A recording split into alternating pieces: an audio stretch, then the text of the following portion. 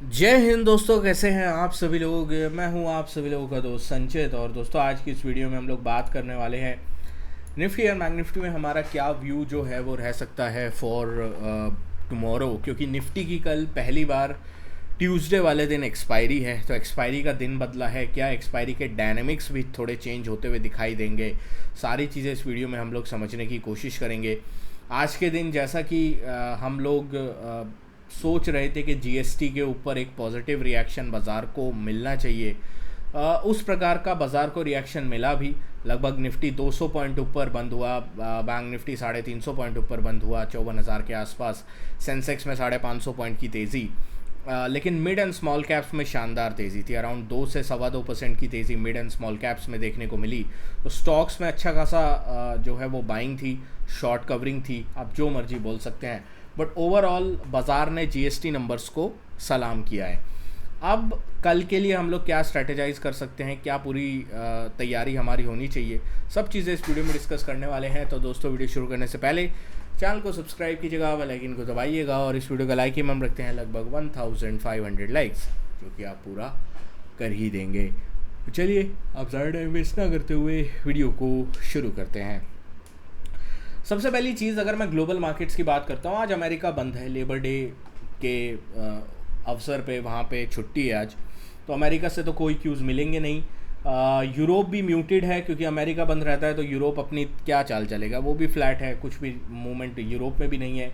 Asia में अच्छी तेज़ी थी, 200 पॉइंट ऊपर जो जापान का बाज़ार था, इतना ही ऊपर जो है वो हांगकांग का और चाइना का बाज़ार 1.25% के आसपास फ्लैटिश ही कामकाज कर रहा था। तो ओवरऑल ऐसा कुछ ग्लोबल मार्केट्स में बहुत बड़ा तेज़ी नहीं थी, बल्कि फ्राइडे के सेशन में यूएस के बाज़ार अच्छे खासे गिरे भी थे। स्पेशली नैस्डैक 300 पॉइंट गिरा था, जैसा कि हमने लास्ट वीडियो में डिस्कस किया था। बट उसके बावजूद हमारे बाज़ारों में आज स्ट्रेंथ थी, हमारे आईटी सेक्टर में आज स्ट्रेंथ थी, 1.5% ऊपर आईटी था। तो आईटी ने बाज़ार को अच्छा खासा पंप किया। रिलायंस जो है अभी भी थोड़ा दबाव बनाने की कोशिश कर रहा था, एचडीएफसी बैंक में थोड़ी सेलिंग थी, बट ओवरऑल ठीक था। ठीक है, ऐसा बहुत सारे लोग नेगेटिव हो रहे थे जीडीपी को लेकर के, जीडीपी नंबर कुछ भी नहीं है, बाज़ार उसकी कोई वैल्यू नहीं करेगा। देखो भाई, आपको मानना है नहीं मानना वो अलग बात है, ठीक है, आप अपनी व्यू के, पॉलिटिकल व्यू के या फिर उस हिसाब से आप चल सकते हो।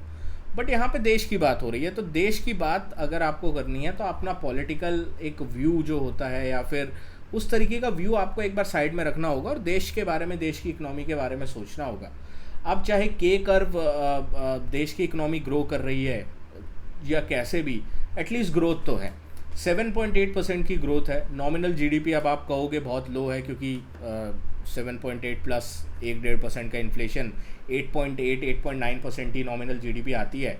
बट ठीक है, जो भी है, बाज़ार ने इसको सैल्यूट दिया। अब कल के लिए हमारे पास 2 लेवल्स होंगे निफ्टी की एक्सपायरी के लिए। एक तो यहाँ पे मल्टीपल रेजिस्टेंस है, होगा अराउंड 24,660-670 के आसपास। ठीक है, 24,660-670 के ऊपर अगर निफ्टी निकलता है तो एक अच्छी शॉर्ट कवरिंग पॉसिबल है टुवर्ड्स द टारगेट। कहाँ तक? टुवर्ड्स द टारगेट ऑफ 24,770 तक। ठीक है, 770 तक का एक शॉर्ट कवरिंग का बाउट पॉसिबल हो सकता है, अगर जो है एक अच्छा मूव हम लोगों को 670-680 के ऊपर मिलता है। तो अगर बाज़ार 660-680 का ये जो 20 पॉइंट का रेंज है इसको नहीं निकाल पाता है, प्रोबेबिलिटी है कि एक्सपायरी पे, आई एम नॉट श्योर कि फर्स्ट हाफ में ये होगा, बट सेकेंड हाफ में एक प्रोबेबिलिटी है कि एक्सपायरी पे यहाँ से एक रिजेक्शन वाला ट्रेड सेटअप बन सकता है। रिजेक्शन कहाँ तक आ सकता है? 580-570 तक। बड़ा क्रैकडाउन अगर बाज़ार में आना है तो वो 560-550 के नीचे जब तक निफ्टी नहीं जाता तब तक नहीं आएगा। तो इस लेवल को आप मार्क करके रखिएगा, 560-570। जब तक इसके ऊपर है ठीक है, बाय ऑन डिप्स रहेगा। ज़्यादा मोमेंटम एक्सपेक्ट मत कीजिएगा, ज़्यादा फास्ट मोमेंटम, क्योंकि इंडिया विक्स 11.2 के आसपास है। अब इतना लो विक्स रहेगा तो कॉल ऑप्शंस में प्रीमियम भी स्पाइक होना थोड़ा मुश्किल होता है जनरली, इसीलिए जब डाउन मूव होता है उसको मैं प्रेफर करता हूँ। अगर आप ऑप्शन बाइंग करते हैं तो, ऑप्शन सेलिंग करते हैं तो अप मूव आप प्रेफरेबल रख सकते हैं, क्योंकि उसमें आपको थोड़ी शांति रहती है, बाज़ार में वोलेटिलिटी थोड़ी कम रहती है, स्ट्रैडल स्ट्रैंगल बनाने में थोड़ा आसानी रहती है। तो 24,560-580 इंपॉर्टेंट सपोर्ट, 660-680 इंपॉर्टेंट रेजिस्टेंस, दोनों के बीचों बीच अभी बाज़ार जो है बंद हुआ है। बैंक निफ्टी की बात करते हैं। 53,900 एक लेवल है जिसके ऊपर मेरे को था कि आज के दिन टिकना चाहिए। बैंक निफ्टी इसके ऊपर गया भी, बट उसके बाद रिजेक्ट काफ़ी शार्पली हुआ था। अराउंड 12 बजे के आसपास तो बैंक निफ्टी ने अपने सारे गेंस भी गिव अप कर दिए थे, जो इंट्राडे गेंस थे, और उसके बाद नीचे जो है काफ़ी शार्पली आया था। बट उसके बाद वहाँ से रिकवरी अराउंड 300 साढ़े 300 पॉइंट की। एंड में सेकेंड हाफ में बैंक निफ्टी ने ही संभाला बाज़ार को, बैंक निफ्टी ही अच्छी खासी स्ट्रेंथ के साथ चल रहा था। तो बैंक निफ्टी को कैसे हम लोग सेटअप देखें, बैंक निफ्टी में एक रेंज बनी हुई है, ठीक है। बैंक निफ्टी की जो एक क्रिटिकल रेंज है और क्रिटिकल रेजिस्टेंस दिखाई देता है, वो दिखाई देता है अराउंड 54,075 के आसपास, ठीक है।